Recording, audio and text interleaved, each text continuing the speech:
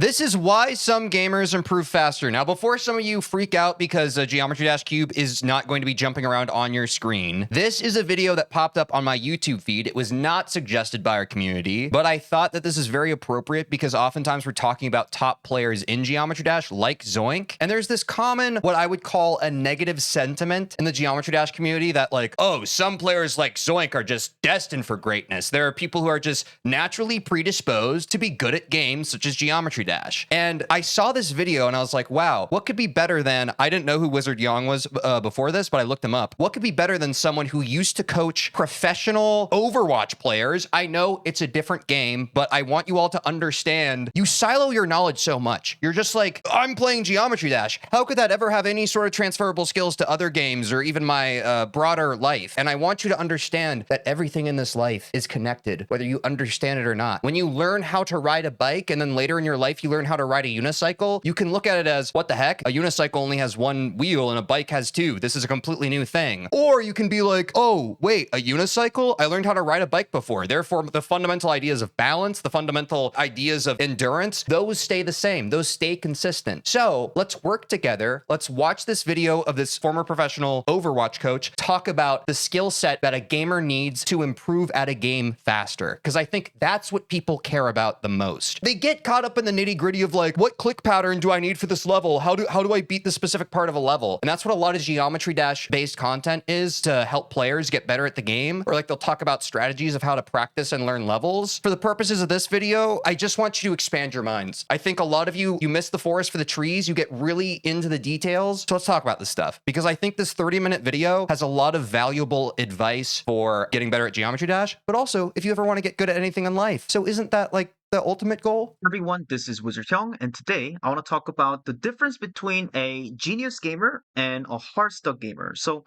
as you guys probably know, I started coaching video game professionally since 2016.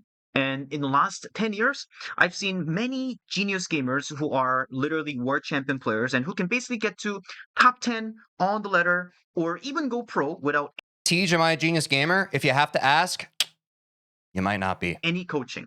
And I've also seen a lot of hard stuck gamers who are literally ranked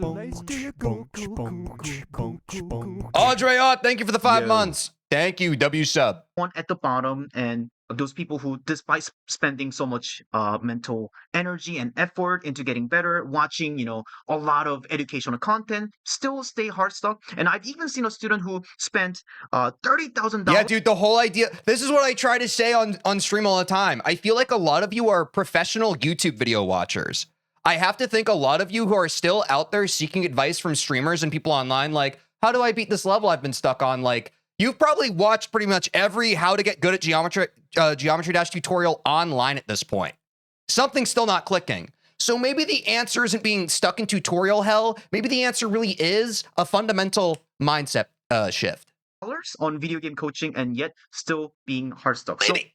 today I want to talk about what are the differentiator between a genius gamer and hard stuck gamer, and basically what makes a genius gamer and what makes people stay hard stuck. Like, by the way. And there could Subscribe. be many answers to this, but today I want to focus on one of my favorite topic, autotelicity. And in order for me to explain what autotelicity is, let me start with my own story of me learning how to hypnotize people when I was 14, which is a little weird story. Bro, But what? we're gonna get into the gaming example very soon. It's gonna click very soon. Okay, so bear with me a little bit. So when I was 14, I was very much interested in learning hypnosis. For whatever reason, I think I saw a random video and I just got fascinated. And back then, Happens. there wasn't a lot of resources available on the internet. I believe there was around the time that Let him cook. Let him cook. just Let him started cook. growing. Hey, y'all are leaning out. Let him cook. And yeah, basically there was not a lot of resources. So what I did was I went to the city library. And back then I used to live in city of Bucheon, which is a city in South Korea that's right next to Seoul. And in the city library, Are we about to get hypnotized? If you see the idea of having knowledge enter your brain that fundamentally changes the way that you will enact the entire rest of your life as hypnosis, perhaps. But like hypnosis with like a positive connotation. there was about 30 to 40 books, I believe, ish, that are on hypnosis and NLP, the neural language programming.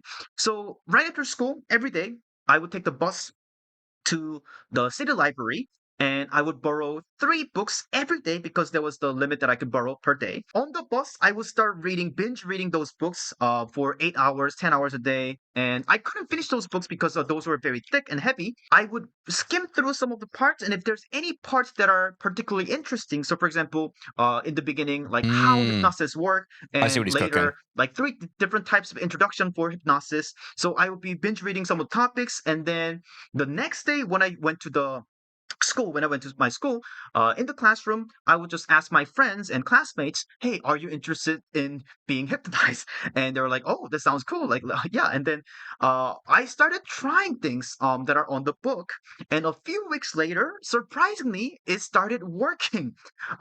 So some of my friends basically forgot their name, and then when I asked their name, like, "Oh, what's your name?" And then they were like, "Oh, I'm Elizabeth the Fourth." Um, or Wait, what? Is this some of them real? forgot some of the numbers when they're counting numbers. Like, so they would count numbers like 1, 2, 3, 5, 6, 7. It's got to a point where I basically hypnotized Meme. them and said, "Your hand is glued to the forehead." And then they're like, "Oh, I can't move. This is glued to my head." And that was funny. And I was just so excited that it was actually working. I even recorded a video Maybe he of is me hypnotizing us right hypnotizing now. my friends and uploaded that on No, don't YouTube watch. when I was basically 14. That's basically like 16 years ago or 17 years ago or something like that. And it's still there if you're interested in education. But basically, why did I do that? Why did I learn Yeah, hypnosis? yeah. Because I thought it's just cool. I didn't do it for any other reason. I just loved the every moment of learning it and trying it. I was just completely Based. immersed and I was completely in flow. There was the basically the hypnosis was all I was thinking about for that 2 month period of time. He didn't have to force himself to do it. Are you taking notes? And for the same thing, for the exact same note, I love wine, and I want to know I don't know about wine, but I love whining. I'm a serial complainer. everything about the wine. Like I want to know how does this grape taste compared to that grape, and I want to know how this vineyard tastes compared to that vineyard. And why do I do it? Well, you could maybe say like, oh, like maybe Innate it could be good curiosity. for like socializing or whatever. But like, hell, I mean, this is wine can be very expensive hobby and it's very time consuming, and then it consumes a lot of money, and also it's going against my fitness goal. So the reason that I study wine and I just basically binge watch some of the wine content or read wine books is because I just love the wine and learning about the wine itself so much. So it's a very much intrinsic motivation. For those of you who aren't able to follow and need to have things spoon fed to you, right now he is setting the stage for basically saying, like, he follows the fun of what he is interested in. The things that he gets better at are the things that don't feel like work. I'm not going to fully walk you to how you can relate that to your own Geometry Dash journey, but it goes back to a lot of the themes that we've talked on stream. It's like, okay, how do you make your Geometry Dash grind something that inspires you to do it versus something where you feel like you're eating shards of glass? Um, and this is what autotelic means, and this is what autotelic looks like. So an autotelic I've never work heard this word before. Autotelic, an autotelic work of art or activity exists for its own purpose and not for any other reason. or autotelic activity exists for its own purpose, not for any other reason. So I Namaste. believe autotelic, the word is Based. driven from the Greek word. So auto is the self, and telic, the telos is the goal. So basically, doing Might be my new favorite word. something is the reward itself. It's like how you learn random stuff elsewhere better than school. Exactly. The second you feel some kind of rigid structure around something, that's actually a great example. It's like if you're ever grinding a Geometry Dash level and it feels like you're stuck in a lecture or it feels like you're stuck in school and like you want to put your head down and take a nap, that is signal. That is not like, that isn't that. You need to shake stuff up. You need to do something else. So for me, learning hypnosis is the reward itself, and learning about the wine and drinking the wine itself is the reward itself. I'm not trying to become a sommelier, or I'm not trying to start a wine business, or I'm not trying to impress my date or whatever with the wine knowledge or something like that. I just do it because I love it, right?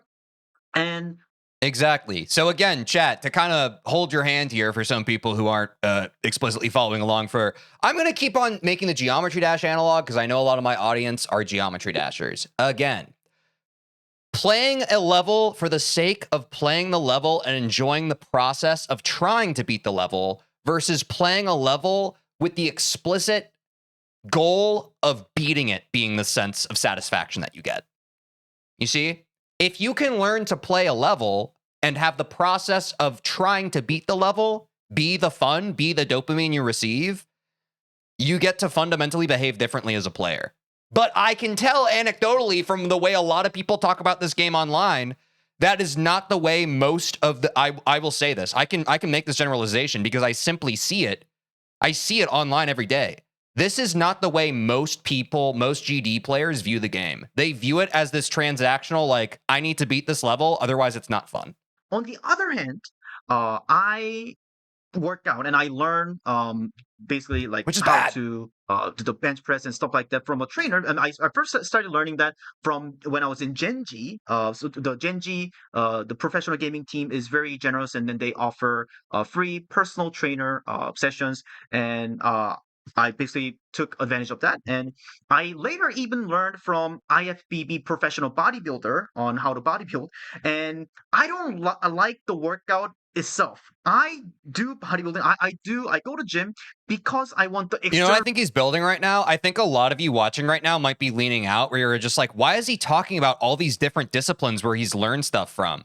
I have to hazard a guess that he's going to be like, oh, when I'm learning a game, I can relate it back to all these other things that I had innate curiosity about, and I can find avenues for interest that I can basically self-introduce so that I can be more motivated to get better at the thing that I want to get better at. result. And that's Just a probably the theory. reason why that I'm not That's what I as do. jacked as I could be, obviously. And if I was very much autotelic with the, the bodybuilding, because, some of my friends definitely are, that they're like, oh, juicy, oh, delicious. Like I'm not like that, right? I just do it mostly because of the external reason, right?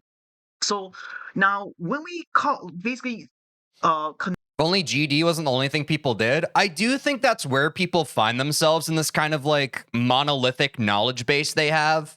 I don't know. My brain's never thought that way. And I don't want to sound like I'm superior about it because I'm really not. But I think a lot of like the disagreements I often get into with specifically like very passionate gamers and the ones online is they get very singularly focused on their game. And they think that their game is like entirely unique and all of the knowledge attached to it is unique. Whereas I'm the kind of creative thinker where it's like, I've said this before when I'm playing, like when I play Geometry Dash, I don't feel like I'm playing Geometry Dash. I feel like I've been playing a game. And I've played tens of thousands of hours of games throughout my whole life versus someone who's only ever played Geometry Dash. When they play Geometry Dash, they probably are playing Geometry Dash. But I'm playing a game. And I've played games my whole life. So if I view Geometry Dash as like, I am playing Geometry Dash and I need to think about it in a way that is completely Geometry Dash centric, I feel like that would limit me versus if I'm looking at it as just another game, I can suddenly have this well of wisdom from other games I've played to like think about it a little more fluidly and not so static. connect this dot to the gaming world, as someone who coaches a lot of my students, a lot of students come to me because of the external reward, not the internal reward itself, Hmm. and that's going to make a big difference. So a lot of my students come from they're very much like pain driven and pressure driven students. So, for example, they come Dude, that is Geometry Dash players in a nutshell. We've often joked about this.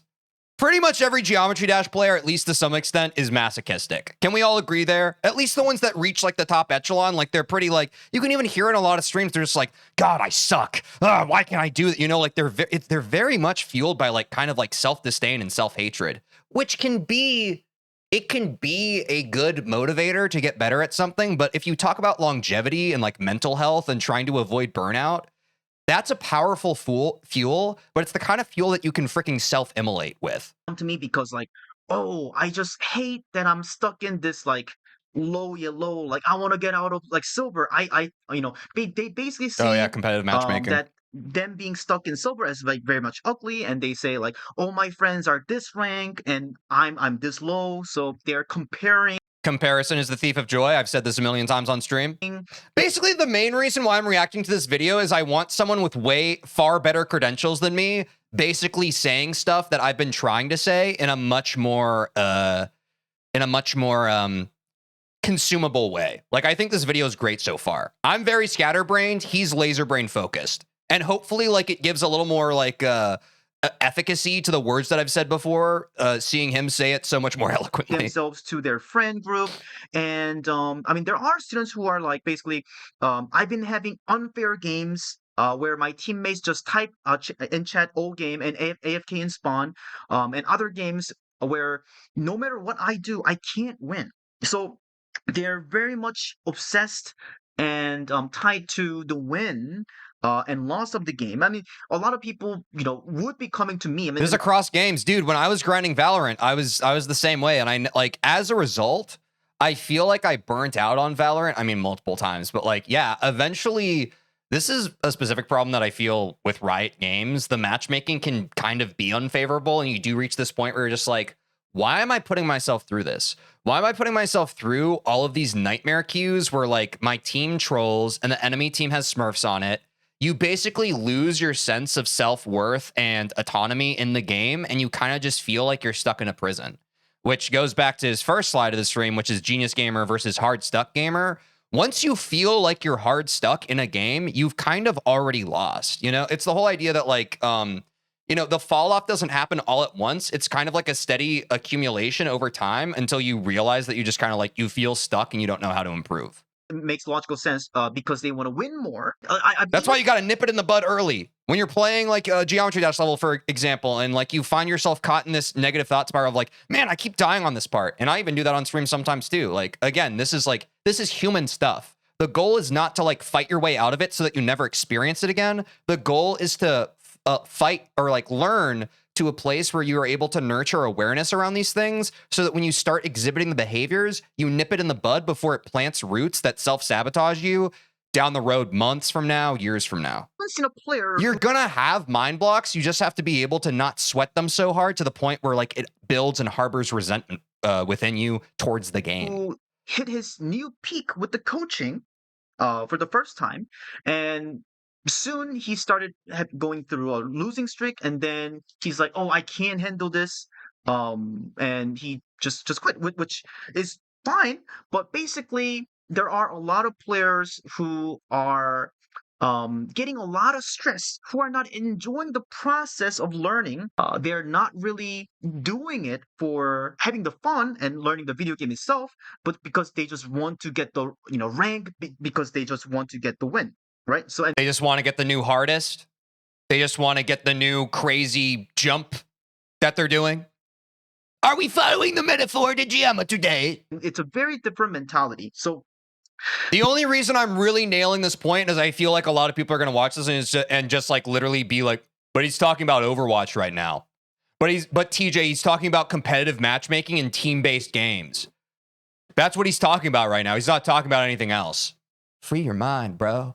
Break away from the shackles of self-limitations that you put upon yourself. These students that I basically described are the typical example of non-autotelic and the results external reward-driven students. And let me tell you a story of a genius gamer. He's also one of my students. So his name is the Zoink. Is Taeyong. And Taeyong is basically, when he was 16, he was able to go. He was able to reach top 5, the rank 5 in Valorant, like without any coaching. So basically, he's a very typical. Wait, no coaching? Wait, chat, you can get good at something without any coaching? What the heck? Bro, how? Genius gamer. Like, imagine hitting rank 5 as a 16-year-old, right? So very impressive. But there's so many people online always asking other people for advice. Don't get me wrong. Like, look, I'm not fully taking the shit here. Like, it's like coaching has value. But like, I feel like some people are going to hear this and they're going to be like, dude, the kind of person like Zoink or whatever, like this top student, they didn't need coaching because they were just naturally good. They were just naturally good. Stick around. There's something to be learned from these top players. It's the same reason why like self-improvement books and that kind of thing, like the guys in self-improvement, like motivational speakers and stuff, they're just like, They're like Mr. Beast about it. They're like, I interviewed a bunch of successful people to be able to figure out what their healthy habits are so that I can give you what their healthy habits are. You can live your whole life being like, oh, these people are just different than me. They just think differently than me, and I'm just fundamentally broken, and I'm going to sit in this corner of my room and never amount to anything and never try at anything and never achieve anything. And you might be right. If you sit in the corner of a room for the whole rest of your life and say, I'm nothing and won't ever be anything, you'll be right. But do you want to live the whole rest of your life so at the end of it you can say you're right? Or do you want to live the whole rest of your life to try and achieve stuff that you could only imagine in your freaking imagination for most of it, bro? I need you to lock in. I need people to stop being so hyper realistic. I need people to stop thinking that's like some sort of intellectually superior conclusion to come to, as if like the people who are actively trying at stuff haven't already looked at all the data. As if they haven't already crunched the numbers and been like, oh, you know, this thing's kind of unlikely. The difference is they see all that stuff, they see the odds, and they pursue it anyway. But some people are so caught in their own like negative cognitive biases that they see someone actively trying at something and they assume, because they're a bit of an asshole, oh, this person is naive. They don't understand that the thing that they're trying at is statistically improbable. No, bro. That's not necessarily true. And I think to discount others because you think that you're smarter than them while simultaneously self-sabotaging your own life and your own potential and just giving up and never trying to like do the stuff that you care about in life, that's the L, bro. But, you know, you can stay in that ego trap. Again, you can stay in that ego trap. You can be like, well, no, and actually I'm right and I'm just realistic. And, you know, in all likelihood, nobody can ever do anything. And it's like, all right, man. But if every human ever thought that way, we probably wouldn't have all the stuff we have now. We wouldn't have computers. We wouldn't have cars. We wouldn't have the freaking five and dime where everybody, okay, five and dime's kind of unk, but you know, we wouldn't have all this stuff. But you're a person. The same kind of people who have been able to build all this fantastical stuff around us, that exists in you, that exists in your DNA. You just have to flip the switch in your brain. The part of you that's so connected to your computer and social media telling you that you're worthless and you can't do anything, cut the cord. You can. That's why I'm trying to tell people that Geometry Dash, yes, it is a mechanically skill, very dense game. It's very hard. But if you just don't give up, if you fix your mindset, if you stop being such an emotional, ragey player, you can probably achieve a lot more than even the version of you right now can comprehend. I didn't coach his Valorant, but he came to me for coaching, for Overwatch coaching later, but he was already top 5 in Valorant. But how he got to that rank he was just very much like, I saw this YouTube video on how to improve my aim. That looks kind of fun. That looks kind of cool. So let me just try it. And he was able to climb like from like I think silver or something like that to like somewhat significantly higher. And when he was around top 300, which is already high yellow, he realized that, oh, when I watch this professional player who's playing very aggressive, he just realized he was playing very passive. He was playing so passive compared to that role model, the professional gamer. So he went through his own experiment of, okay, let me just try to copy him. And he basically started playing hyper aggressive, like almost to a point where he thought, oh, like, am I throwing what he's doing? What that professional gamer who is Limit like testing. literally rank 1 at the moment, Limit looks testing. like throwing, but let me just try because that looks interesting and I want to be like him. It was just he just genuinely wanted to be like him rather than he wanted to like, oh, I'm like top 300. I just really have to rank up. I want to be professional gamer and basically make a living for my family or something like that. He just wanted to get better. He just wanted to copy him, right? And because of that, I mean, I talked about this in the bounce back effect video, but he went 15 wins and I believe like 60 loss or something. So basically he lost like 30 games or something like that, a total in like less than 5 days or something like that. So he was top 300, and he dropped all the way down to top uh 10,000 or something like that, which for a lot of people they'll be like, wow, you dropped so much. And those people who are Progress is not linear. That's an ego trap. working off of external reward, who are really obsessed with wins and losses and the rank. That's the hardest thing when I was playing Valorant. Like, it's so easy to get attached to like the shiny, like little rank emblem and all that stuff. I fell into that all the time. That's why it becomes so hard, because like you reach like a new peak rating and you almost want to queue less. And then, yeah, you start playing like in Valorant, you start like queuing up your comp games and you're playing so much more passively. You're not really taking like, you're not peaking with confidence. And also, like, to what he was saying with that, it also reminded me of a basketball, which obviously I've talked about a lot, how that's like my favorite sport and stuff. I like the way they dribble up and down the court. That is also a game of confidence. Like, if you play with just like 100%, like, this is what I'm doing, and there's not any indecisiveness to it, yes, you might turn over the ball more, but you're able to learn more stuff because like you're doing more stuff with like focus behind it, with intention. And I think the same thing can be said in games. They wouldn't be able to do that. And I think the reason that he's actually able to do this is because he Are did. you going for Knicks or Spurs? I'm going for content. I think either one winning is awesome. I'm so glad that like Knicks and Spurs are the championship. I'm seriously like over the moon about it. I think it's awesome. Didn't It's great give a content. F about his rank because he just wanted to learn. I love both And those teams. to him, copying that role model was just so much fun. So despite he was losing, going through. That's what I've heard about this for like specifically like team-based matchmaking games. A lot of people create an alt account so that they can grind their main and their alt to kind of decouple their ego from the rating itself. It's like basically once you reach a new peak on one account, you jump to like a different one. So like you're not overthinking that part of it, because we can all pretend like that doesn't matter. But like ultimately, like these mind blocks are like the greatest obstacles to us being able to, move forward, in my big opinion. losing streak, he had fun. I mean, So basically find whatever works, whatever helps you get out of your head, I guess. he was stressed a little bit, but then he would find like, okay, I think my smoke timing is actually similar to my role model, but why is it not working? I got this part done, but why is it not working?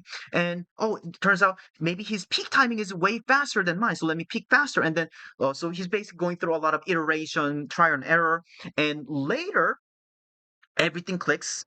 He went from top 300 to like top 10,000 or something like that, and then he bounced back to top 5 as a 16-year-old, right?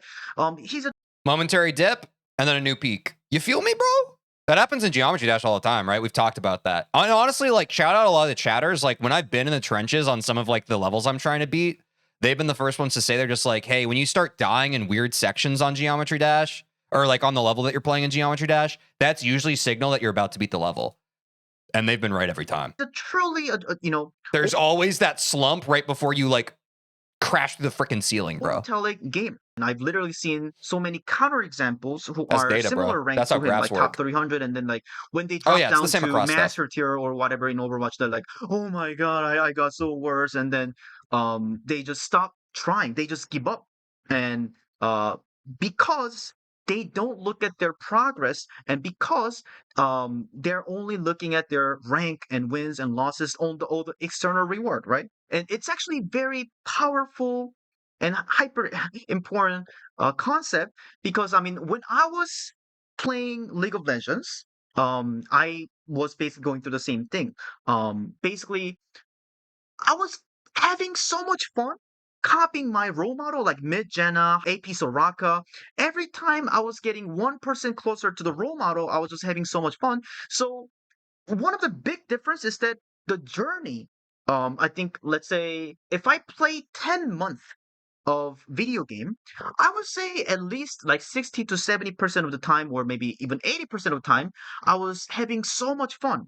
I was listening to EDM when I was playing League of Legends, and Based. I was just like oos oos oos oos, and like trying to copy the role model. And when my certain play basically resembled and kind of looked like my role model, I was like having so much dopamine. It was just so much fun. Whereas these students who are basically pain driven, pressure driven, every time they lose, every time they go through losing streak, every time they, GD crash outs. like they basically ask me, how do you guys like, not tie your skill to your rank? I mean, I get this question so many times in my Discord. TJ, what click pattern do I need on the wave part of 9 circles? I keep joking it. From many students because what level do I need to play? The level I'm currently playing is not working. Clearly, I need to play something else. Somebody tell me. Someone give me an answer. and these are clear examples of them operating. You're working from a place of anxiety, bro. If whenever you interface with the game you're playing, again, we'll take it back to Geometry Dash. If every time you boot up Geometry Dash, you're filled with like decision fatigue and you're super like analysis paralysis and you're just like, I don't know what to do right now. Let me load up this level. 10 attempts. Oh, I don't want to play this. Let me load up this level. 10 attempts. I don't know about this. Like, dude, like disengage, bro. That is not that deep. Like, if you have a level you want to play that one. If the game is causing you a lot of anxiety where when you boot it up, your shoulders are up here and you're like, I don't know what to do. Deep breaths, do something else. The game's always going to be there. Take a break. You can come back to it. Off of the pain, pressure, external reward, rather than just enjoying the learning process itself. Like the scariest thing that a student can do in terms of like learning the video game is that even if they lose, they feel happy. And which is what I did, and which is what Taeyong did, the Valorant student did. That's the classic, like, FGC, the fighting game community. The classic thing they say is losing is learning, I believe. And that okay, a lot of the things we're talking about, and I see, like, some of the chat messages are also very great. I will admit, a lot of this is much easier to intellectualize and talk about than it is to, like, emotionally achieve, right? Like, it's the same thing of, like, it's the same way that, like, some people give advice of, like, oh, just don't let it bother you so much. And like you hear that advice from someone, you're just like, hey, screw you, guy. What? Like, duh. Yeah, of course the answer is to not be so emotionally invested in like how the slumps and the dips feel so bad. But I do think that the more important lesson is just like it's not stop doing this. It's about refocusing and reframing your mind, right? They talk about this sometimes with like, this is a common sentiment that started in the past few years, like where nutritionists and people who are trying to help people have healthier foods that they eat and that kind of thing. They focus less on removing unhealthy foods and adding new healthy foods. Like if you're currently not eating like an apple or a fruit every day, you start eating that every day and you see how the foods you eat every day just naturally shift. But like our tendency is like, again, these pain and pressured kind of people is like, we're trying to like remove things. We're trying to be like, this is bad. But like, this goes back. This goes back to the mindfulness, the meditation side of it. Have you heard this quote before? Whatever you resist persists. So don't focus on like, oh man, like this game sucks and I feel bad about it. And I feel bad about feeling bad. I need to stop feeling bad. Whenever I feel bad, that feels bad. That's also like bad, bro. That's why it's so important. That's why I say to follow the fun, because it's so much easier to try and find and focus on the positive than it is to try and stop like a brick wall, the negative stuff. Like that never works. So think of it less as like, I need to stop doing what I'm doing and more, I need to start trying doing this instead. And if that happens, you are pretty much unstoppable because like you are completely detached from wins and losses, the external. And then if you find yourself doing those negative behaviors that you've now kind of self described, that's when you're just like, you're not like, oh, I need to stop doing this. You're like, oh, okay, I'm doing it again. I need to refocus and try and frame my mind on something else. External reward. And those people, ironically, do get that result much faster. And of course, a lot of the professional gamers that I've seen, as you know, I've worked with, more than 70 professional gamers in my coaching career, and they are operating off of the autotelicity. Not all the time, not every time, but for the most part. So, for example, in League of Legends, a lot of the very high level. For those of you who haven't been here, the whole React autotelicity is just the concept of enjoying something for what it is versus the external outcome you get from it.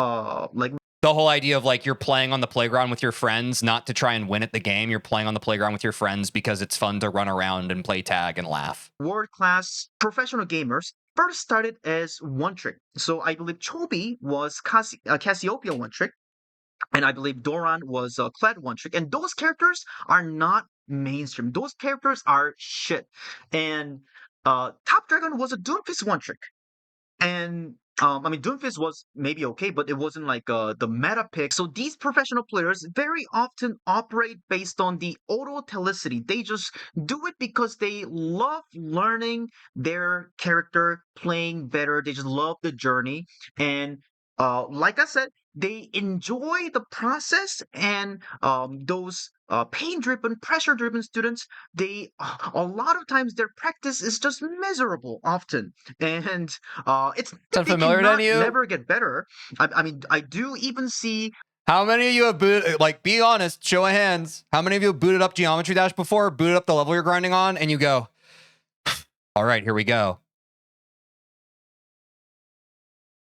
I played games like that. I played games where, like, they start to feel like a second job instead of an escape for enjoyment. Thank you for saying me. Yeah, like, that's something that we all end up exhibiting, right? It's an easy thing to slip into. It's not something to feel shame about. But that's usually a sign that, again, you either need to play a different level, or to what some other people have said in chat and what we've mentioned earlier in the video, a full disengagement, a full break. If you need it, you need it, you know? Again, the game's not going anywhere. The game is not going anywhere. You can always come back to it. But, you know, that's a case-by-case thing. If you need a full disengaged break, that's one thing. If you just really don't like the level, but you still enjoy playing the game, that's another. You got to introspect a bit for that one. quite a bit of them. Sometimes it takes 100,000 attempts to beat a level, and that's true. Sometimes it does.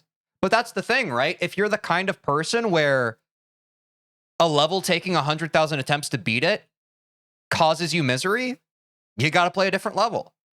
If you're the kind of person where it taking 100,000 attempts to beat the level inspires you and motivates you, you should keep playing the level. But it's fully a case-by-case basis. I think that's where we run into all these disagreements in the GD community, is because people, they insist upon their own opinion as fact, as universal truth of everybody's lived experience in the game. But, you know, there are more casual players. There are people who probably don't play the game as much, but they just make funny, silly levels. There's so many different ways that we can interface in the game, but a lot of, I guess, a vocal minority online, they insist that, like, the way they interface with the game is the correct way. And I just fully disagree with that. If there's anything I champion personally, it's that so long as you are playing the game and having fun playing it, you're doing the right thing. So if you are experiencing that, there's no advice you need to adhere to from someone else. There's nothing else for you to seek. If you are playing the game and you're like, ha ha ha, that's the goal. If you're playing the game and it's not, ha ha ha, it's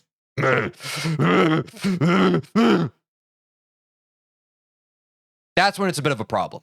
Then you got to reassess. But again, it's introspection. Improving because you know, if Think they about just have a better game knowledge, then they do see some of the Because a lot, and it's easy to kind of I know in GD, it's very easy for us to glorify these harder grinds. I think that a lot of people, they'll do like crazy jumps or whatever because they think that like the glorification of becoming a top player in GD is very much like suffering on a level. You see these like top streamers like Doggy on Grief where he's just like, oh, bro, there's like, you see how miserable he is. And I think a natural inclination some people have is like, I need to find a level that I can feel miserable on the grind of. But I don't think that's the case. If that's the path you want to choose, that's fine. But if you're on it and it feels terrible, you always have the option to do something else. You never have to feel locked into a decision you make in life. That's one of the cool things about life, bro. And I think this is something that a lot of younger people don't understand. Don't get me wrong, I'm only 30. I'm not that much older, but I do have a bit of unk wisdom. The amount of times I've restarted my life, even just at the age of 30, is already too many to count. You can always like try a different career. You can always like try a new hobby. You have the whole rest of your life. And if you can do that on the broader scale of your entire life, why the heck would you not be able to do that in a game? If I wanted to, I could drop Bloodbath tomorrow. I'm not going to because I want to beat it and I still feel inspired and driven to do it. But it also takes the pressure off knowing that in my head, I always have that option. I think some people would never give themselves the option. They would have the sunk cost fallacy of like, well, I've already worked this hard. I've already worked this hard. I've already worked this hard. And that's when you can start feeling trapped, right? That's when you can start feeling like you're in this chore. You're in this prison of your own making. So just something to consider. Always, you don't have to dwell on the option, but just know that taking a break or doing something else, it's always there. And it doesn't make you, it's not a personal failure if you choose to redivert your efforts to something else. Sometimes it might just be what you need to be a little more mentally healthy. Result. But even then, if they are truly autotelling, if they actually wonder about, let's say, It's an easy habit to fall if I into. teach someone how to like off angle or when to flank or something like that, someone who is autotelic might be genuinely curious on, oh, like how does this off angle work, and let me see how like proper uses the off angle, and let me see how Zest Top Dragon Stalker uses off angle. They'll be going much deeper into the topic, and then they will be doing things that I didn't even ask, and they will be basically going into deeper research by themselves because they just really want to know. They just are genuinely curious, kind of like how I was going to the library every day. Whereas some of the students It all comes back. kind of treat it as like, oh, if I do this homework, I will get better. And they do the bare minimum, kind of like what I tell them. It's not, again, it's not like they cannot never better, but like the group who are autotelic will just have a significant growth. Is they're learning on steroid, basically, right? So, and I think one of the I've talked about this before. I think like if you just follow your own sense of intuition and what you want to do, you can naturally get better at a game. I think a lot of people, because there is this sentiment over the past few years, especially with like YouTube tutorials and stuff, of just like, no, you need to hyper optimize. You need to be doing things in the most effective way at all times. But I think people forget that above everything else, life is such a vibes/feel/mindset game. Let's let that be the thesis statement of this video, actually. Life is mindset diff. Always has been. We don't have to get too deep into it, but the people who are doing the stuff that you always wanted to do in the back of your head, the reason why they're able to do it, at least to some extent, let's not discount obviously extenuating circumstances and luck and things like that, but they possess that thing in their brain where like, I can do this, and I know I can do it. It's mindset diff, bro. No one or like a very select few people in life have had greatness thrust upon them. The kind of people who achieve stuff, like they have to at least have some modicum of belief in themselves in order to do it. I'm not saying that's the only thing, but if you live your life constantly giving up on yourself and self-sabotaging yourself, we can agree that that is a table with 3 legs versus 4, right? Like it's always going to be weeble wobbling and you're probably never going to be able to stand on your own 2 feet. Like that is just, I think that is a prereq that you need if you even want the shot, if you even want your chance to blow. This opportunity comes once in a lifetime, yo. a clear example, Yeah, and a lot of people hide behind excuses as well. Yeah, chat, be very careful of excuses. Again, there are a bunch of things like extenuating circumstances, but excuses are a slippery slope of like, you can easily find yourself in a place of every single thing. There's an opportunity or anything. Your natural knee-jerk reaction in your brain is like, how do I find an excuse for this? I've done it before too. That's how I know I can speak on it. Like, it's a very subtle, unconscious behavior that over the course of several years of your life can just kind of be trained into your autopilot. And it's dangerous. trend that shows this is the trap of semi-pros. I call this trap of semi-pros. So in Korea, there are a lot of professional gaming academies.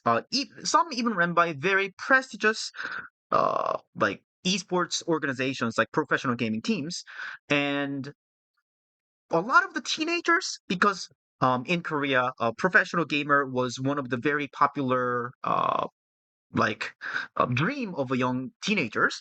So a lot of them, when they are, like top 1%, when they're like top 500, they kind of go there. So a lot of those students, a lot of those teenagers who are 15, 16, 17, they are already like top 500, top 1%, so they are already good.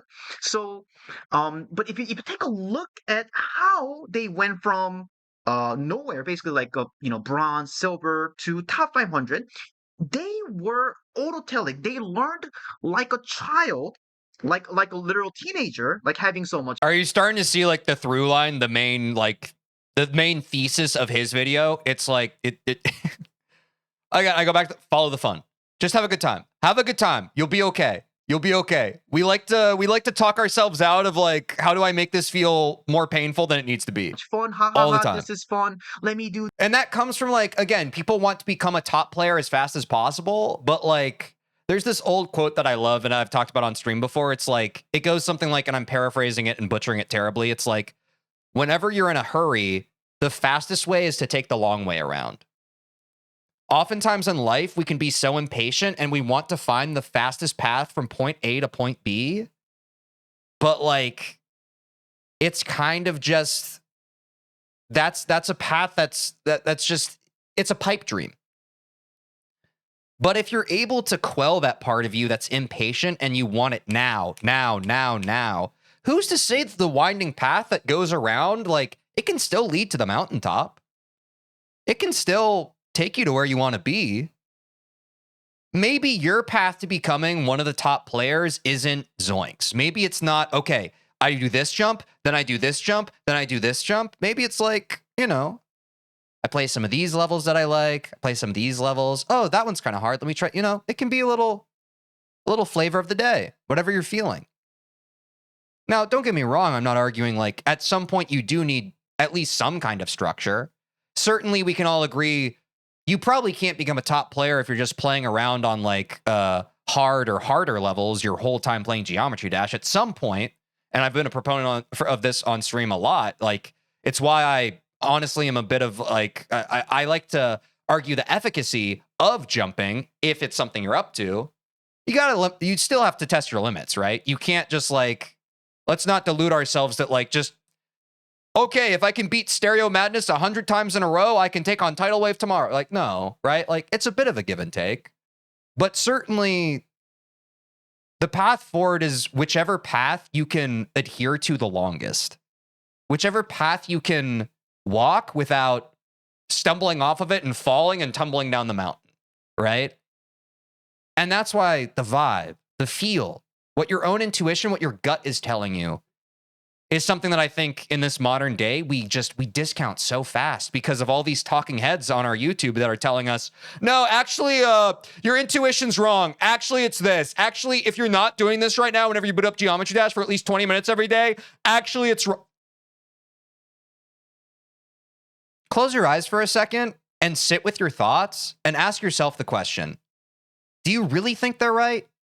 Or is there something stirring deep within you of like, I see what they're saying, but maybe not for me. That's all I ask. Do this, and then they got to top 500 naturally, with the intrinsic motivation, like very autotelic, in a very autotelic manner.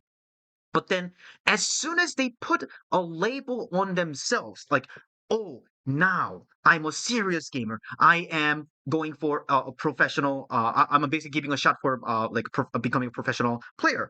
And they start feeling so much pressure, and they do start care so much about their wins, losses, ranks, and not only that, they compare themselves to the other students around them, and then, oh, this student ranked up way faster than me, and I'm stuck in this same rank, like top 500 for the last 5 months or something like that. I'm miserable. And also, you know, in Korea, as you guys probably know or may not know, there are very severe sense of have to go into like a good university, and they take Korean SAT very Cultural seriously. pressure. And a lot of Yep. them, a lot of these semi-pros wannabes, basically give up their school career. Some literally quit their school for this. So they pretty much like double down, and they put everything in here. And the fee, the tuition for the game academy is anywhere from like $400 a month to, some programs like $1,000 a month. And and it's obviously their parents' money, and they Hmm. feel a lot of pressure. So because of all the pressure, oh, like I'm paying this much for the coaching, and I've basically given up my regular career, regular path of going to university and all that. So I'm taking like a very different path. So the mental pressure is exploding to them. So therefore they lose the intrinsic, the autotelic part of them. So they go from the autotelic gamer to very much like a stress gamer. And I've seen a lot of them fail. And this is like the typical example of a student who spent like $20,000 on coaching, or $30,000 coaching, and yet still being heart stuck despite all that, right? So I think this is a very interesting topic, and I've seen a few. Yeah, I want to speak to this because I think it's a good point, and it kind of goes back to what I was alluding to earlier in the video with like extenuating circumstances. Like, I do think it's interesting, especially like even being a streamer in the GD community. A lot of the ways I interface with the other content creators and even like viewers and that kind of thing, we see each other through this very specific like slice of the pie lens. Like, we only see each other's lives through this game, right? And obviously, we would be remiss to discount that, like, each of us is living this kaleidoscopic life of just complexity of like, oh, like I have this relationship with my family member and I'm trying to figure that out. And like, and I have this job that I don't like. And like, there's so much other stuff. Or like, I'm in school and I'm failing my physics class. Like, there's all this other stuff that kind of falls to the background when we're talking about a game and grinding the game. That's just like one small, like, little iota, one small, completely misrepresentative aspect of like your utterly complicated and incomprehensible life as a singular individual who is just, in this flesh suit experiencing life. And that again is going to go back to my previous point. That's why I also think that advice oftentimes can fall flat, is because obviously, I mean, some people, they're working with aces up their sleeve and that kind of thing. Everybody's hand in life can be different and that kind of thing. That's why I am such a large proponent for introspection and meditation and really unplugging again from your devices and that kind of thing, and sitting down, journaling, doing whatever you need to do to really assess your life and the situation, instead of just being caught up in the riptide of this torrent of thoughts of just like, oh, is that person mad at me? Oh, I need to get that done. Oh, also this is going on. Oh, and what do I think about this? Like, there's so much going on. I would argue it's part of your responsibility, unfortunately. No matter what you're dealt in life, you do need to find a way that you can kind of recalibrate yourself and take stock of everything that's happening and kind of put everything in its right place. And again, some people, they have more they have to deal with and kind of figure out and balance and that kind of thing. And other people, they have less. We have no control over that. But you can either live your whole life having a chip on your shoulder about it, or you can kind of be like, okay, I need to get this in order. All of this stuff is living up in my head rent free. I need to put it to paper and like figure it all out so that like I can give my brain space to really figure it out. OCD wouldn't let some people. I think that's a bit. I honestly shouldn't have read that chat message. I think a lot of people, myself included, have used their own struggles with mental health to kind of discount and be like, why should I ever try? I've genetically already been predisposed to a more difficult life. I, at this point in my life, completely fight against that sentiment.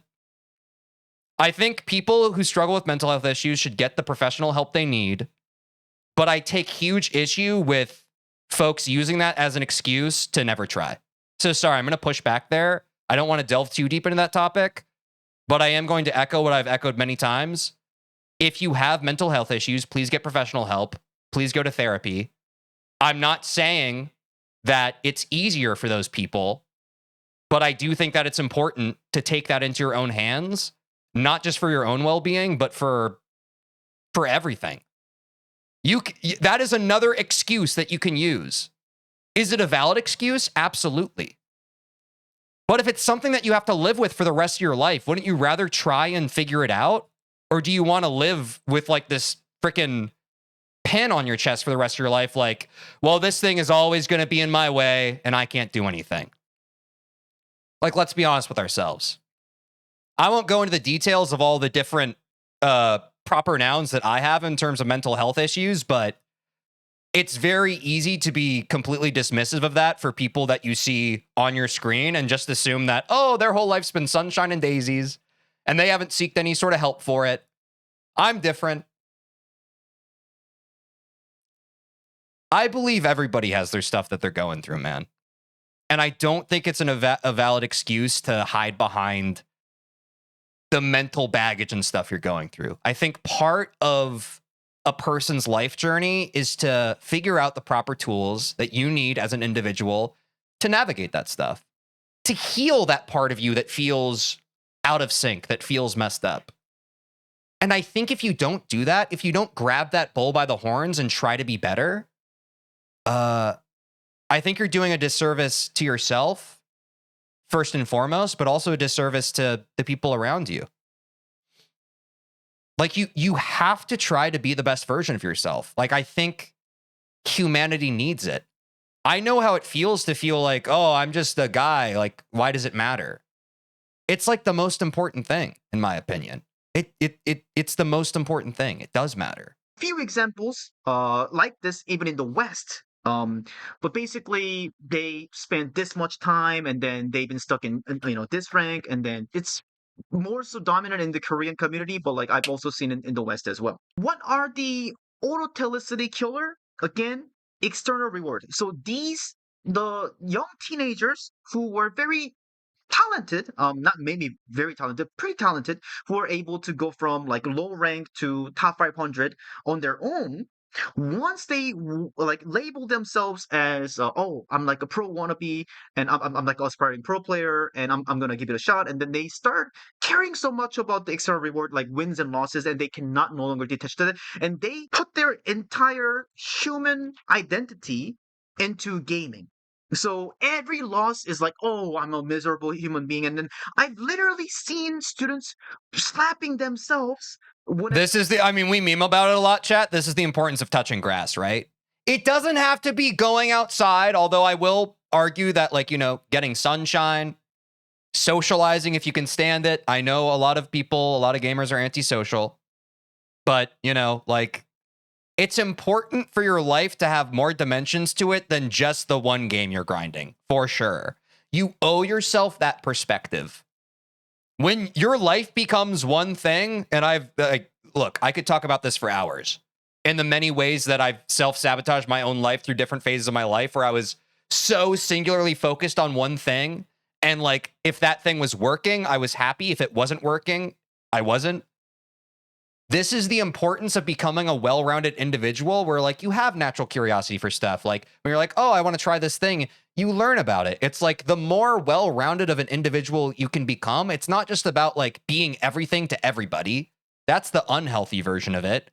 It's about developing aspects of yourself so that you can detach yourself from like the singular thing that you're hyperfixating and obsessing over, right? whenever they're playing bad or when they're like, and to be fair, again, to extend that to even more of a self-compassionate point of view, it's like, yes, if you have one thing in your life that you're singularly focused on and driven to like achieve, like, of course, like you're going to have times where you feel bad. Of course, you're going to feel emotionally kind of rot about that kind of thing. Like, cut yourself some slack. That's not your fault.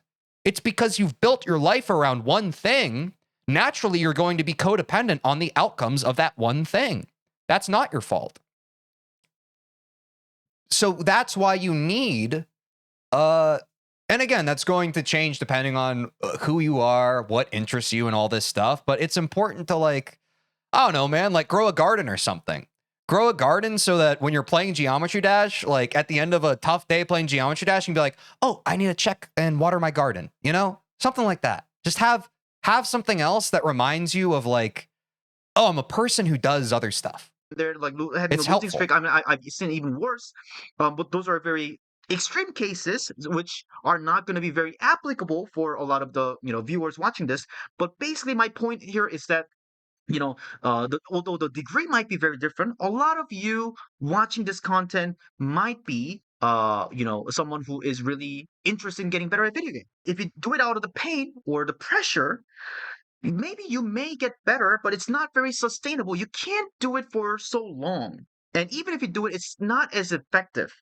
If you go into the autotelicity mode, like the many other professional gamers that I talked about, or the Taeyong, the Valorant student, or myself when I was playing League of Legends, or my like Hypnosis or Wine Journey, every moment for that a month period or two-month period, I was having a blessed time. It was just so fun. Oh my god. Like I'm like carpet, and some of my students who have this autotelicity, they not only rank up so fast, and they literally say in the middle of the live coaching sessions, like, "Hey, carpe, get out!" Like they basically think the carpet is in them, and they're having so much fun because they try to copy the carpet's dodge movement pattern, and then now they are doing it to an extent, and they find it so fun, and they get so much dopamine, and then they don't even care too much about wins and losses. And yeah, I mean, there are some professional gamers who are getting really tilted about, losing the comp and whatever. But I've seen a lot of the professional gamers, especially when I hear their story of how they got better, because I've interviewed a lot of professional gamers to write my book, and this is a very common thing. Okay. I wrote a book. So, and again, autotelicity killer is the external reward, wins and losses, and obsession over the rank. So, you detaching. Again, I would argue for Geometry Dash, this is the binary, have I beaten the level I'm playing yet or no? Have I gotten 100%? I'm happy. Have I not gotten 100%? I'm sad. Stop that. Wins and losses. If you can detach from the wins and losses, it might be one of the. This is also why I argue the merit of not taking attempt count so seriously. Because if you hyper focus on attempt count, if you're constantly checking your attempt count at the end of every GD session, or God forbid, in the midst of a GD session, you're constantly fixated on all your losses. Are you starting to appreciate where I'm coming from with attempts? If you're able to find a fair and healthy use for them, that's fine. But for as long as I play Geometry Dash, I'm going to continue to champion the charge of, if I had a mod, I would remove attempt count from my game. Most powerful thing you can do. It doesn't matter in terms to me. of video game improvement. Not even kidding. Okay, and if you do this, you are going to be very curious. You're gonna be very curious. Like, oh, Wizard Hyung talked about the off angle or whatever, the flow of the game, or exposure, something like that, and then, how is my role model doing this, and why is he not doing this here? So they just want to know more and more and more and more about it, and then they are experimenting in their own game.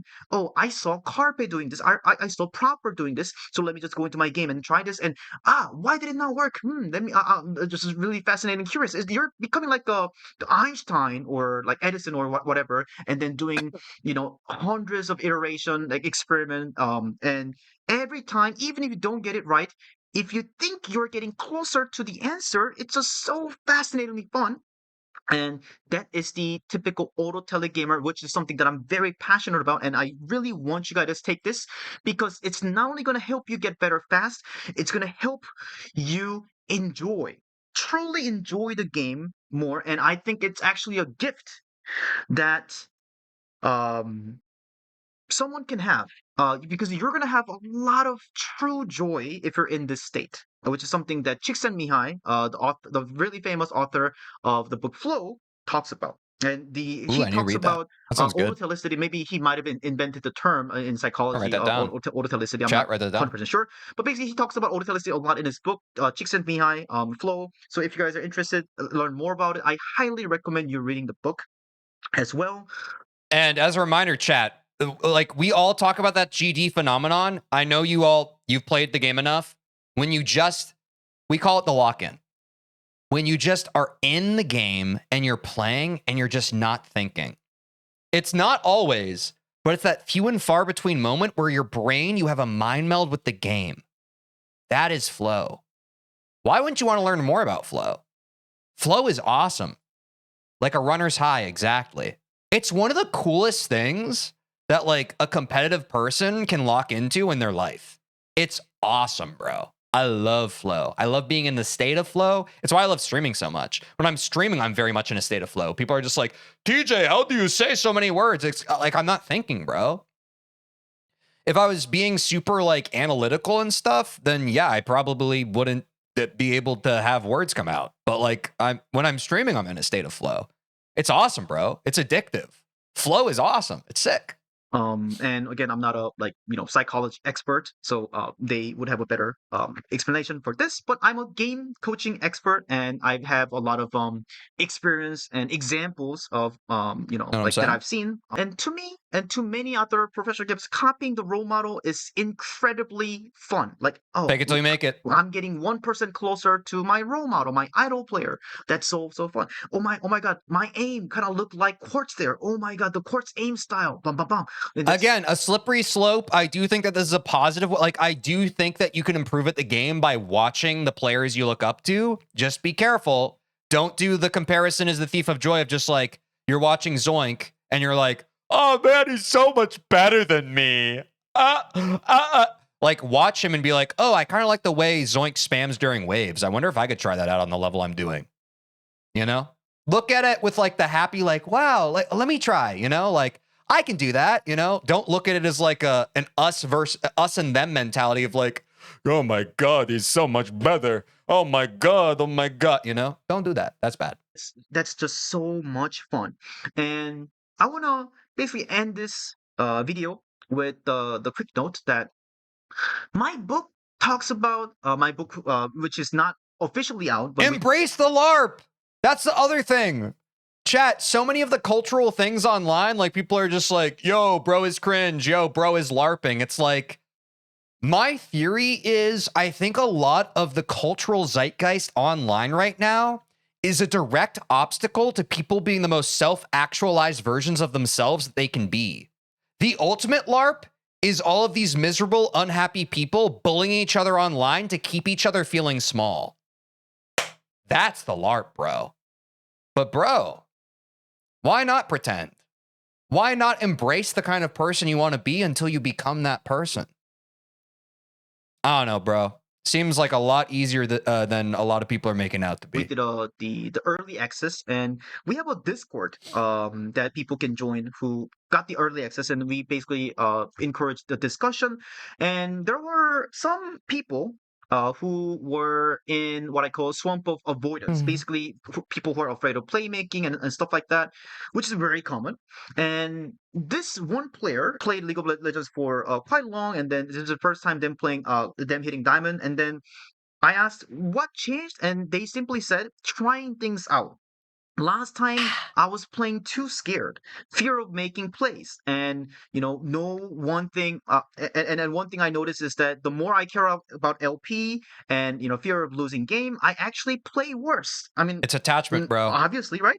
And the making and forcing plays, right? To make plays. Another great book, I can't remember the author of it, but one of the books I've read that changed my life, chat, is The Untethered Soul. Check it out. I can't remember the author of it, but I don't think anyone else has written that. But like the whole idea, and I think this is also just like Buddhist teachings as well. Like the whole idea of what causes most of our suffering in life is attachment. That's why oftentimes like I talk about like stop focusing on the outcomes of like your life and all that stuff. Like the whole idea of becoming a person who suffers less from misery, and don't get me wrong, again, like suffering is a part of life, but I do think, yes, Michael Allen Singer. Read The Untethered Soul by Michael Allen Singer.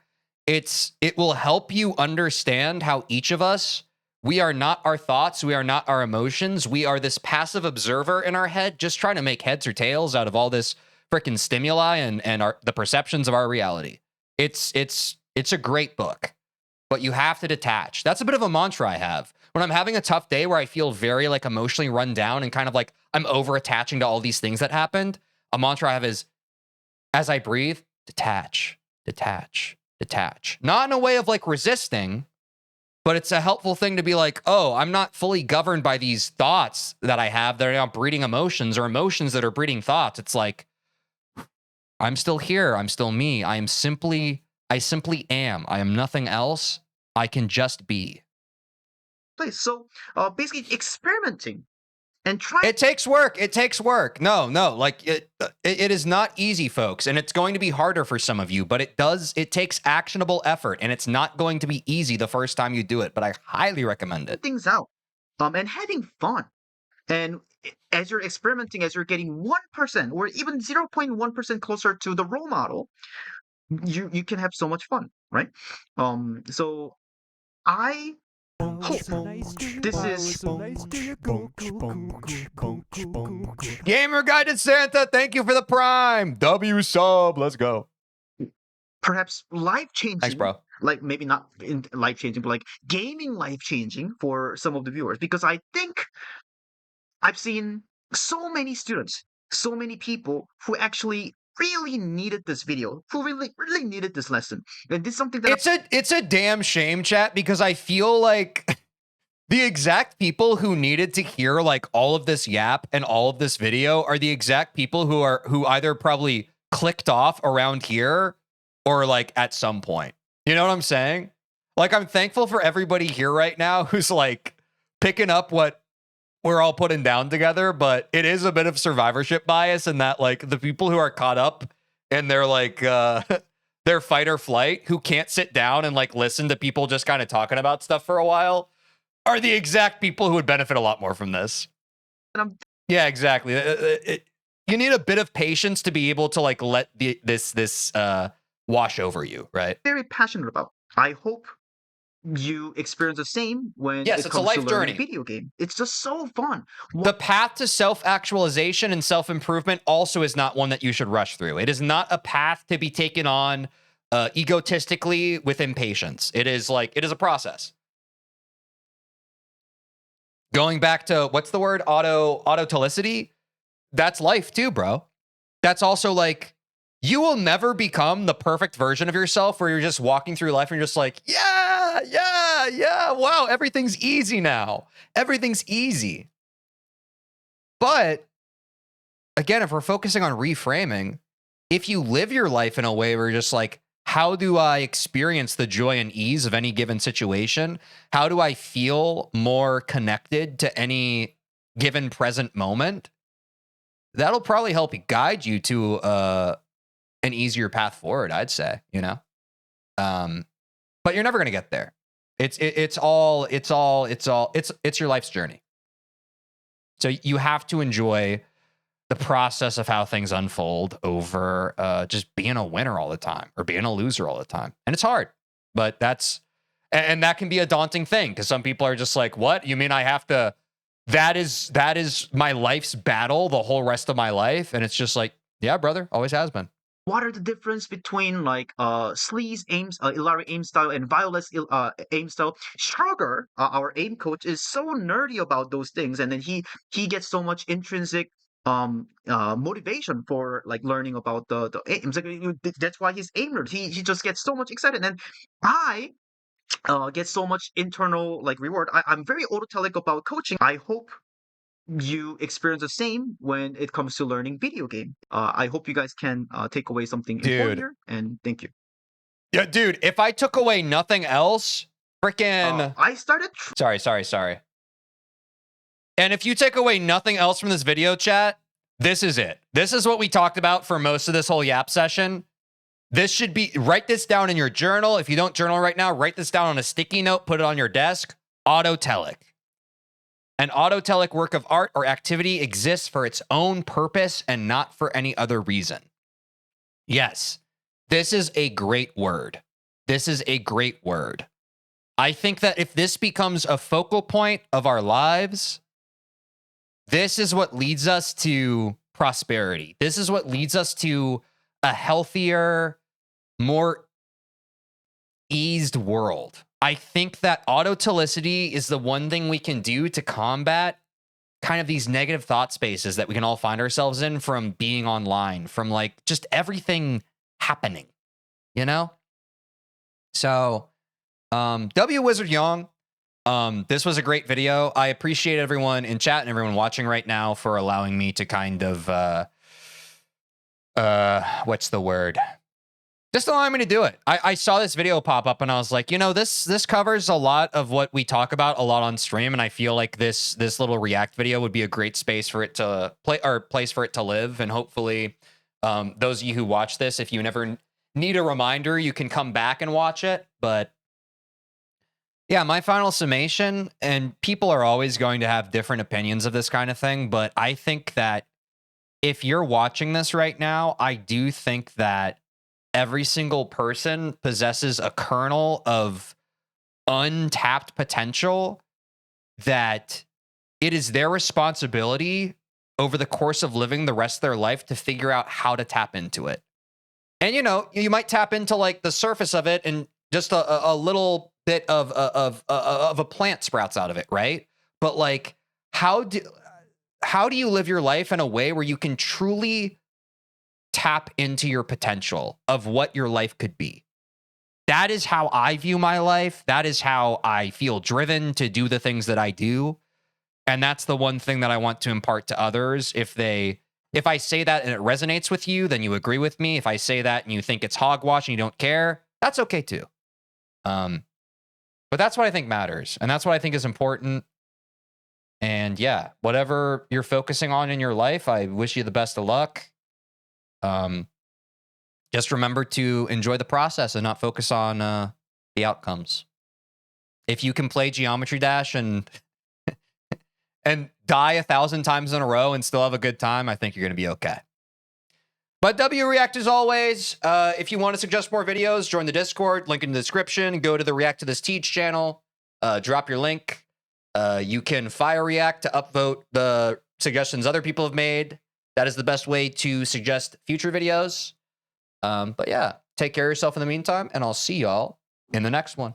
Did you like that? Don't even pretend like you didn't. You made it that far in the video. Well, did you know that I stream Monday through Friday on Twitch and YouTube, and you could catch me live and get to be a part of the experience when it happens? Also, if you don't care about that, or otherwise you want to see more of the video that you just watched, link in the description to watch the full VOD. Do that, please. I have a black eye because I play basketball sometimes. Bye.